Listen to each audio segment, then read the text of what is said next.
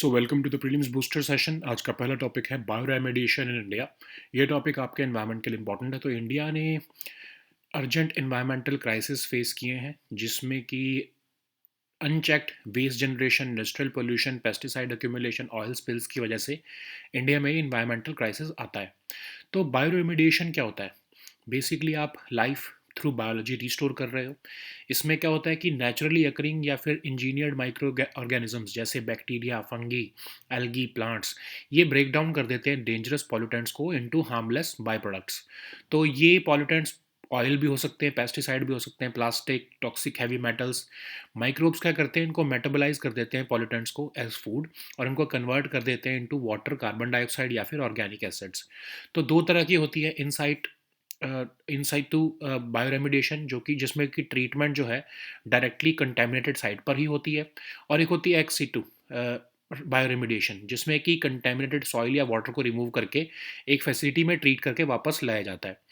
तो synthetic biology के को इंट्रोड्यूस किया जाता है, जैसे जीएम माइक्रोब्स, जो टफ पॉल्यूटेंट्स हैं जैसे प्लास्टिक्स या ऑयल रेजिड्यू, उनके लिए जीएम माइक्रोब्स को लाया जाता है और उनके थ्रू जो है बायो रेमिडिएशन की जाती है। फिर बायोसेंसिंग ऑर्गेनिजम्स जो अपना कलर चेंज कर लेते हैं, उनको आप एज अ प्रोटेक्टिव एजेंट भी लगा सकते हो, ताकि आपको वार्निंग मिलती रहे और मॉनिटरिंग करते रहो। तो ट्रेडिशनल क्लीन अप सिस्टम्स जो है वो मोस्टली आपने देखा होगा सेकेंडरी पोल्यूशन भी क्रिएट करते हैं, इसलिए बायो रेमिडिएशन जो है वो एक कॉस्ट इफेक्टिव, स्केलेबल और इन्वायरमेंटली सस्टेनेबल अल्टरनेटिव है। इंडिया की नेचुरल बायोडाइवर्सिटी उसे एक एडिशनल एडवांटेज भी देती है। इंडिजिनस माइक्रोब्स जो है वो एक्सट्रीम इन्वायरमेंट्स को अडेप्ट कर चुके हैं और वो आउट परफॉर्म करते हैं इंपोर्टेड स्ट्रेन्स को भी। इंडिया का जो बायो रेमिडिएशन इकोसिस्टम है वो ग्रो हो रहा है, लेकिन ये पायलट प्रोजेक्ट स्टेज पर ही रहता है मोस्टली। जैसे डिपार्टमेंट ऑफ बायोटेक्नोलॉजी है, उन्होंने क्लीन टेक्नोलॉजी प्रोग्राम निकाला है, और वो partnerships between universities, research institutes और इंडस्ट्रीज़ कर रहे हैं।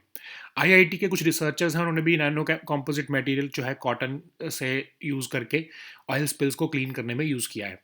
साइंटिस्ट ने कुछ बैक्टीरिया भी आइडेंटिफाई किए हैं जो कि डिग्रेड करते हैं सॉइल पॉल्यूटेंट्स को। कंपनीज जो है अब माइक्रोबियल फॉर्मुलेशंस भी ऑफर कर रही हैं for cleaning waste water and soil. ठीक है।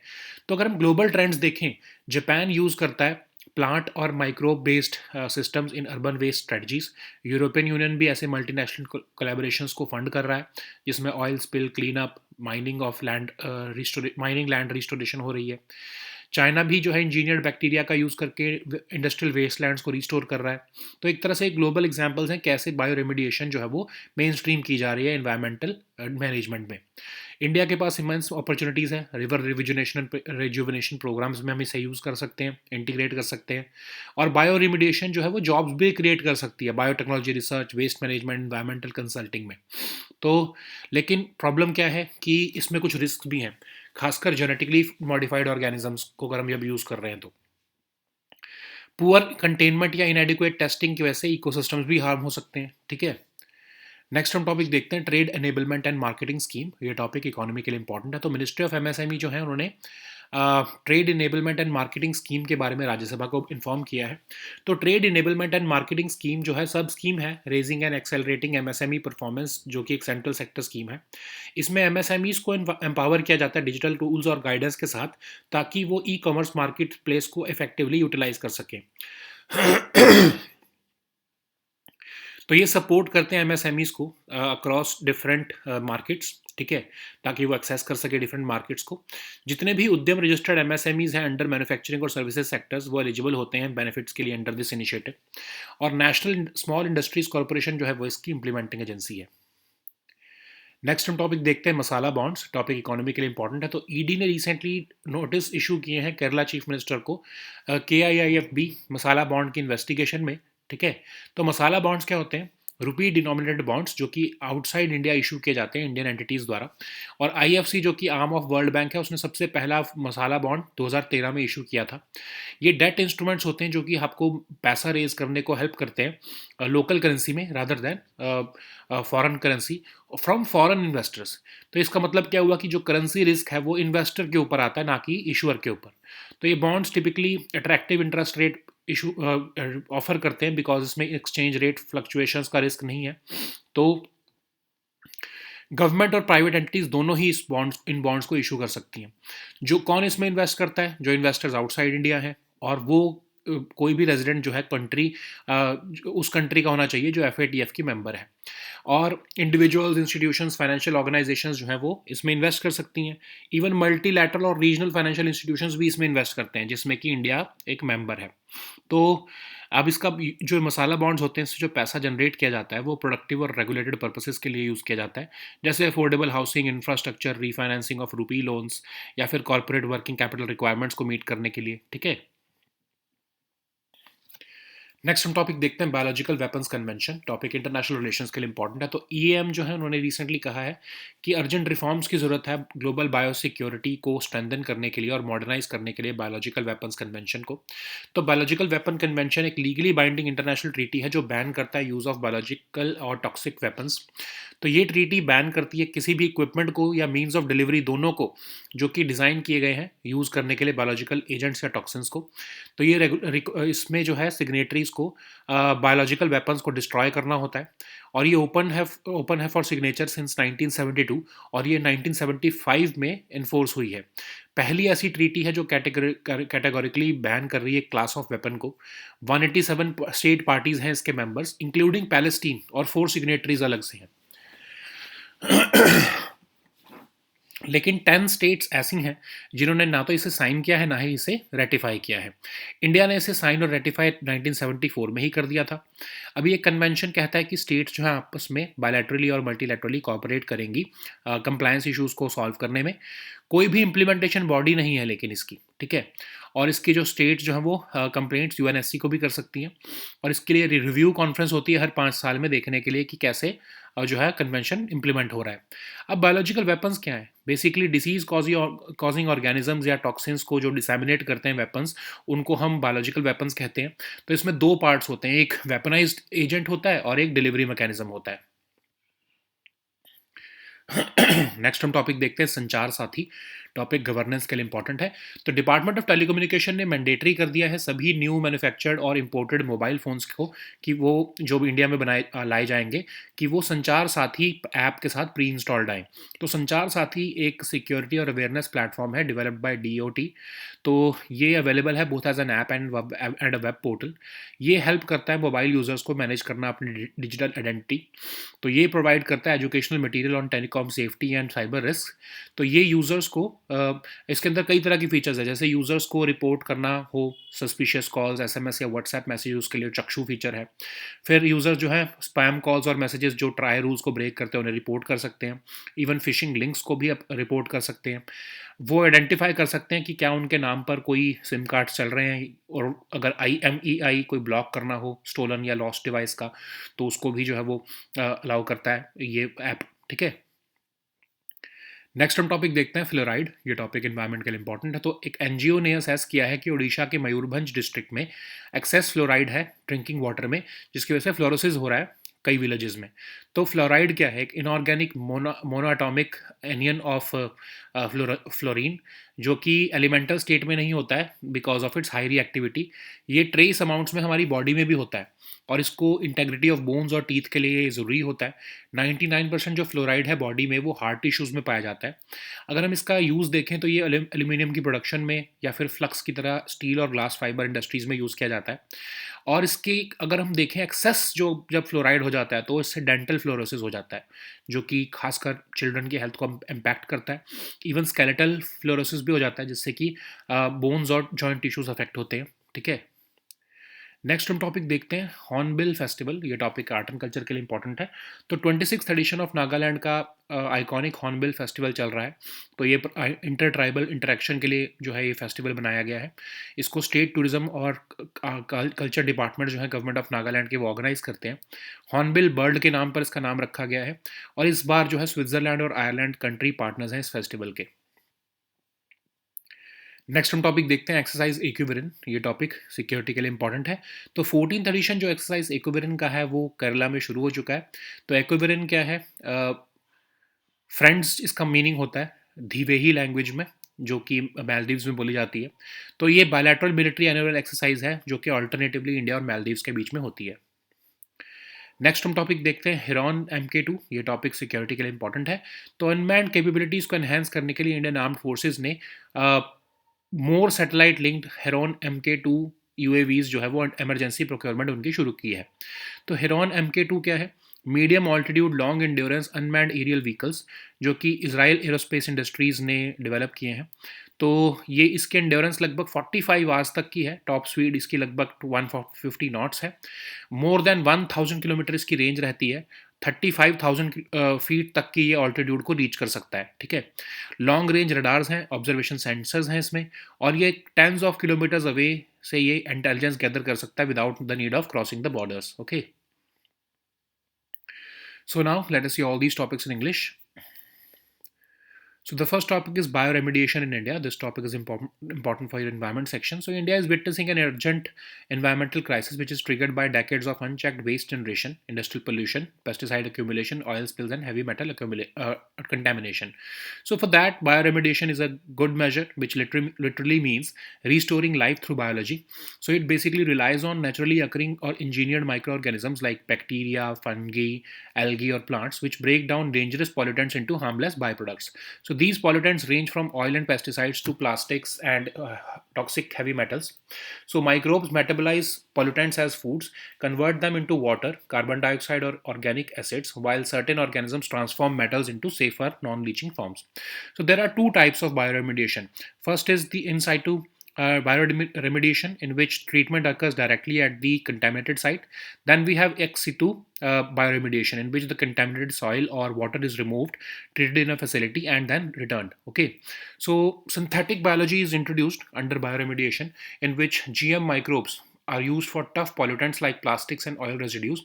Then we have biosensing organisms which change their color or fluoresce when they detect toxins, so they can be used for early warning signals or monitoring. Okay, so traditional cleanup systems often produce secondary pollution, so they are not very efficient, but bioremediation therefore stands out as a cost effective, scalable, and environmentally sustainable alternative. India's natural biodiversity also gives it an additional advantage. Indigenous microbes have also already adapted its themselves to extreme environments, and they can outperform imported strains in cleaning local contamination.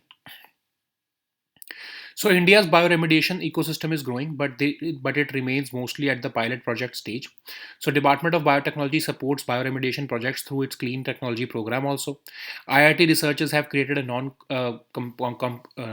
have created a nano composite material from cotton to clean oil spills. Similarly, scientists have also identified bacteria which is capable of degrading soil pollutants. Companies are also offering microbial formulations for cleaning wastewater and soil. Okay, so if we look at the global trends, then Japan is also using plant and microbe-based systems in urban waste strategies. European Union is also funding multinational collaborations for oil spill cleanup and mining land restoration. China is also applying engineered bacteria to restore industrial wastelands. So these global examples are underlining how bioremediation has been mainstreamed. India also has immense opportunities to integrate bioremediation into its river rejuvenation programs, and it can also create jobs in biotechnology research, waste management, environmental consulting. Okay, so bioremediation also has certain risks. For example, when we are using genetically modified organisms, even poor containment or inadequate testing can cause harm to the ecosystems. Okay, so the next topic is trade enablement and marketing scheme. This topic is important for your economy section. So Minister of MSME has informed the Rajya Sabha about the trade enablement and marketing scheme, which is a sub scheme of the RAMP scheme, which is a central sector scheme. It empowers it aims to empower MSMEs with digital tools and guidance so that they can effectively utilize the e-commerce marketplace. So the aim is to support MSMEs to help them access different markets. All the Udyam registered MSMEs under manufacturing and services sectors are eligible for the benefits under this initiative, and NSIC is the implementing agency of the scheme. So the next topic is masala bonds. This topic is important for your economy section. So ED has issued notices to Kerala Chief Minister with respect to KIIFB Masala Bond investigation. So Masala bonds are rupee denominated bonds issued outside India by Indian entities. So IFC, which is the arm of World Bank, issued the first Masala bond in 2013. So they are debt instruments which help to raise money in local currency from foreign investors, which means that the currency risk, if exchange rate changes, is on the investor, not the issuer. So this to offset this risk of exchange rate fluctuations, bonds often offer attractive interest rates. Both the government and private entities can issue these bonds. Who can invest in them? Investors outside India and any resident of a country who is a member of FATF can invest in them. So, which includes it can include individuals, institutions, or even financial organizations from countries which follow international standards. Okay, so it also covers multilateral and regional financial institutions, which India is a member. So the funds which are raised through masala bonds can be used for affordable housing, infrastructure, refinancing of rupee loans, or even just meeting corporate working capital requirements. So the next topic is Biological Weapons Convention. This topic is important for international relations. So EAM has recently called for urgent reforms to strengthen global biosecurity and modernize the Biological Weapons Convention, which is a legally binding international treaty which bans the use of biological and toxin weapons. So this treaty also bans any equipment or means of delivery which is designed to use biological agents or toxins for hostile purposes or armed conflict. It requires signatories to destroy biological weapons, agents, and production facilities within 9 months of the treaty's entry into force. So it was opened for signature in 1972 and it entered into force in 1975. So it was the first multilateral treaty categorically banning a class of weapon. Okay, it currently has 187 state parties, including Palestine, and 4 signatories. 10 states have neither signed nor ratified the BWC. India signed and ratified the BWC in 1974, and this convention stipulates that states shall cooperate bilaterally or multilaterally to solve compliance issues. However, there is no implementation body of the BWC. There is a review conference every 5 years. Okay, so what are these biological weapons? They disseminate disease-causing organisms or toxins to harm or kill humans, animals, or plants. They consist of two parts. First is the weaponized agent, and then there is a delivery mechanism. So the next topic is Sanchar Sathi. This topic is important for your governance section. So Department of Telecommunications has made it mandatory for all newly manufactured or imported mobile phones in India to come up with Sanchar Sathi app pre-installed. Sanchar Sathi is a security and awareness platform developed by the DOT. It is available both as an app and a web portal. So it helps mobile users manage their digital identity. So it also provides educational material on telecom safety and cyber risks. So it has several features like the Chakshu feature. It lets user report suspicious calls, SMS, and WhatsApp messages. So users can also report spam calls and messages which break prior rules. It also allows users to report phishing links, and they can also be helped in identifying SIM cards which have been taken without their knowledge. It also allows users to block the IMEI of a lost or stolen device. Okay. So the next topic is fluoride. This topic is important for environment section. So an NGO has assessed that in Odisha's Mayurbhanj district, excess fluoride in drinking water is causing fluorosis in several villages. So fluoride is an inorganic, monatomic anion of fluorine. So it does not occur in the elemental state of in nature because of its high reactivity. It is a beneficial nutrient as well, which because it is present in trace amounts in the body. It is important for the integrity of bones and teeth. About 99% of the fluoride in body is in the hard tissues. It is used in aluminium production and as a flux in the steel and glass fiber industry. But if excessive fluoride is taken, then it can cause dental fluorosis, especially in children. It also causes skeletal fluorosis, which can harm the bones and joint tissues. So the next topic is Hornbill Festival. This topic is important for your art and culture section. So 26th edition of Nagaland's iconic Hornbill Festival has kicked off. So it aims to promote intertribal interaction. It is organized by the State Tourism and Art and Culture Departments of Government of Nagaland. It was named after the hornbill bird, and this year Switzerland and Ireland are named as partner countries by Nagaland. So the next topic is Exercise Equivalent. This topic is important for your security section. So 14th edition of Exercise Equivalent has started in Kerala. Equivalent means friends in Dhivehi language.